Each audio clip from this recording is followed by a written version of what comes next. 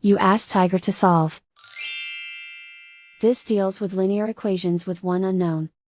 The final result is y equals 8. Let's solve it step by step. Group all constants on the right side of the equation. Subtract 3 from both sides. Group like terms. Simplify the arithmetic.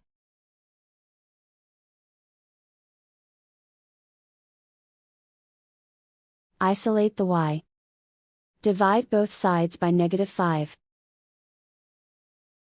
Cancel out the negatives. Simplify the fraction. Cancel out the negatives.